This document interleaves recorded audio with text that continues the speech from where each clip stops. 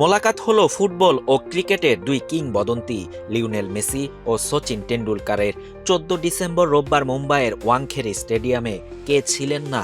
ভারতের সাবেক ফুটবল অধিনায়ক সুনীল ছেত্রী, ফুটবল তারকা লুইস সুয়ারেজ, রদ্রিগো দি পল। তবে অনুষ্ঠানের মধ্যমণি হয়েছিলেন দুজন, মেসি ও সচিন। এদিন সন্ধ্যায় দেখা হয়েছে দুই খেলার দুই 10 নম্বরের।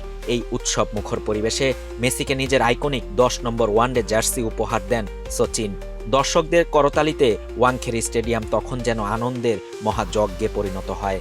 তাদের মনে করিয়ে দেয়া হয় দুই কিংবদন্তিরই জার্সি নম্বর 10। খেলোয়াড়ি জীবনে সচিন এই 10 নম্বর জার্সি পরে খেলতেন।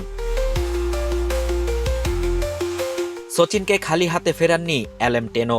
বিশ্বকাপের একটি বল উপহার দেন ক্রিকেট ঈশ্বরকে। স্মারক বিনিময়ের পর দুজন হাসি মুখে আলাপচারিতায় মেতে ওঠেন। কথোপকথনে সহায়তা করতে পাশে ছিলেন মেসির অনুবাদক। আর্জেন্টাইন মহাতারকাকে নিয়ে সচিন বলেন, 3 জনকে একসঙ্গে পাওয়া মুম্বাইবাসী ও পুরো ভারতবাসীর জন্য সত্যিকার অর্থেই এক স্বর্ণালী মুহূর্ত। আপনারা সবাই যেভাবে 3 গ্রেটকে বরণ করলেন, সত্যি অসাধারণ। তিনি আরও বলেন, আমরা মেসির নিষ্ঠা, দৃঢ়তা, প্রতিশ্রুতি আর তার বিনয়ী স্বভাবকে গভীর শ্রদ্ধা করি। এই কারণে তিনি কোটি মানুষের ভালোবাসায় সিক্ত হয়েছেন। সমগ্র ভারতীয়দের পক্ষ থেকে আমি তার ও তার পরিবারের সুস্বাস্থ্য ও সুখ কামনা করছি। বন্ধু প্রতিম সতীর্থ সুয়ারেজ ও বডিগার্ড ডি পলকে সঙ্গী করে 3 দিনের সফরে ভারতে এসেছেন লিওনেল মেসি।